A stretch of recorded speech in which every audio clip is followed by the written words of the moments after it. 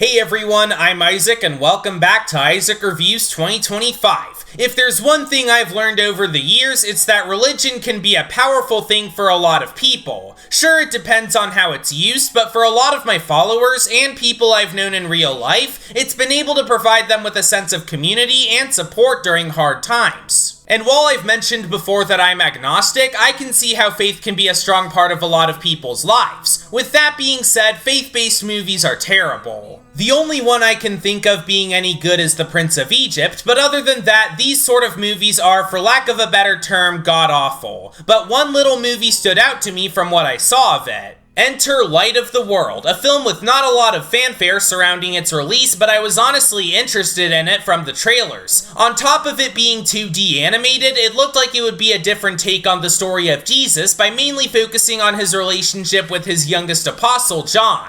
Even if the other Jesus-centric movie we got this year kinda sucked, I honestly had faith, no pun intended, in this one being good. And while it wasn't anything too special, I admire the effort that was put into it. Like I mentioned earlier, it centers around John, the youngest of Jesus' apostles, who grew up being told stories of a Messiah by his mother who would one day free the world from darkness, despite how his father didn't believe these stories and was instead focused on obeying the Romans and paying taxes. But one day, fate would bring John to the Messiah, and the two became very close. The rest of the film mostly follows the familiar stories of Jesus' teachings, healings, death, and resurrection, but all from John's perspective. It already has a solid foundation for a more unique take on the Bible, and in execution, while it's not perfect, there were parts of it that I found myself enjoying, particularly the relationship between John and Jesus. Light of the World taps more into the human side of Jesus, which I found refreshing compared to most other media that just showcases the miracles he performed. As such, his relationship with John feels much more authentic, especially in the lead up to his death.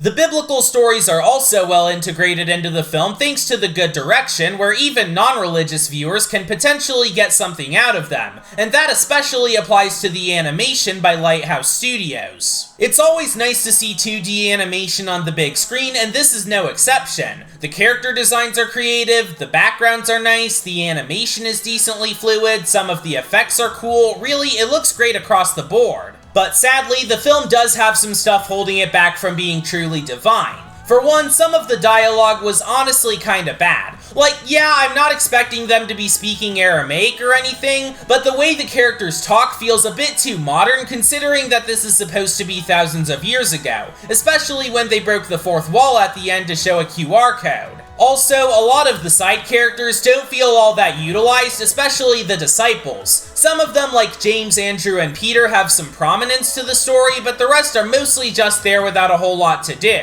But I do want to give the voice actors some credit as well, because they did a really good job here. I'm glad they didn't just cast a bunch of random celebrities and instead went for people with more experience in, well, voice acting, and they fit their roles really well. In general, for the standards of a faith-based movie, Light of the World is a breath of fresh air considering its competition. Sure, it's no Prince of Egypt, but it's still a good movie with an interesting narrative, lovely animation, great voice acting, and a strong bond between the two lead characters. For any Christian viewers in my audience, which I'm sure is a number of you, then I definitely consider checking this out. But for people like me who aren't as religious, it's harmless enough, but nothing that'll blow you away. So that's why I'll be giving it the blessing of a 7 out of 10. Anyways, thanks for watching this episode of Isaac Reviews 2025. Subscribe for more videos like this, and I'll see you all later.